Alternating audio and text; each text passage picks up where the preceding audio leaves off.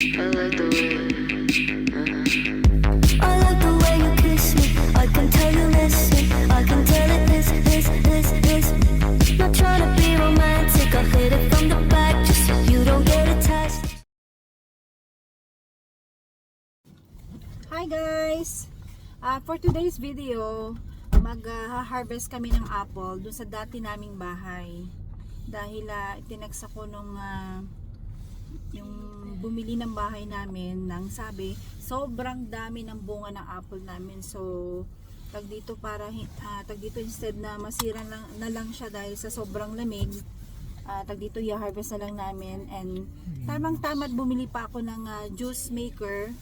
So, sakto yun para at least magamit natin. Pakita namin sa inyo yung dati naming bahay. Ready ka na ba, Dad? Okay. Dad! Dala ka rin ng ano natin yung bag. Ayan, dadala si Daddy ng ang bag para at least merong ano, yan. So, ayan guys, ito yung dati naming bahay. Ayan. Ha? So, ito yung dati naming bahay. Nabenta na namin siya dahil dami namin mga plano sa buhay at ay ayun, and dahil falls na, ayan, nagsi yellow na, so nalang tayo sa likod at ay mag-harvest tayo. Kanan. So ayan, ito yung aming backyard. Bubuksan natin. Ayan yung dati na yung bahay. Ayan, Sis's house. Wow. Okay. We're just gonna go in there. Okay? Okay. Ayan. See? This is our previous house. See, nice. So beautiful. Okay. Ay, tinasa nila to.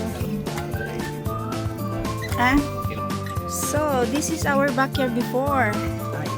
Ayan, oh my God! See our apple! See apple namin guys, oh, napakaba. Ang daming bunga. See, look! Oh. So ayan guys, so grabe na pinutulan nila ata Daddy sa ano, no, sa may ano niya, no. See, ganyan guys, ganyan siya kadami ng bunga. As in, nakadikit sa ano, sa puno talaga. Ayun. Oo. So ayan nagba-vlog din ako, ate. So ayan si Daddy, ayan na mag-harvest na kami. So ganyan. Grabe, ganyan siya. So ganito guys yung aming apple. As in, grabe yung, imagine niyo guys, grabe, siksik talaga. Ayan. Grabe. Ate, kuha kayo? Ay, binigyan ka na, So, ganyan siya, guys. Grabe, as in, tingnan ninyo, amazing talaga, as in. Look! Grabe, as in, natumba na yung ano, yung puno, dahil, tag dito, sa sobrang bigat niya, natumba na siya. Ganyan, guys, so, tingnan ninyo, diba?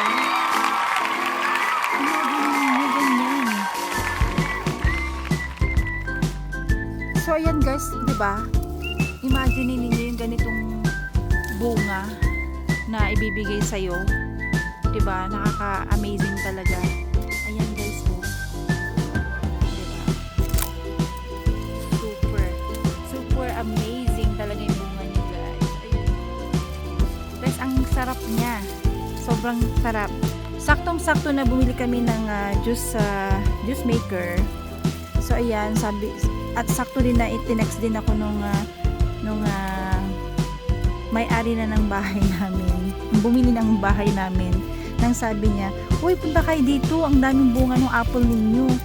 I-harvest nyo na kasi nga pag dito malapit ng mag-snow and masasayang." So, tama nga naman 'yon. So, buti naman at sinishare niya pa rin. So, we're still a family, guys, kahit na tag dito new owner at kami yung previous owner, and magkakaibigan pa rin kami. So ayan guys, nakakatuwa lang. Hindi na ako bumipitas guys kasi nga parang ang parang hindi mo ma-describe yung feeling na ganito yung mga nakikita mo. Ayan, diba? Ayan guys, so busy si daddy kasi nga i-ano namin to, i-juice maker namin to guys. Ayan guys, diba? Saan ka nakita ng grabe? Ayan guys, tag dito, kumuha kami ng isang sanga.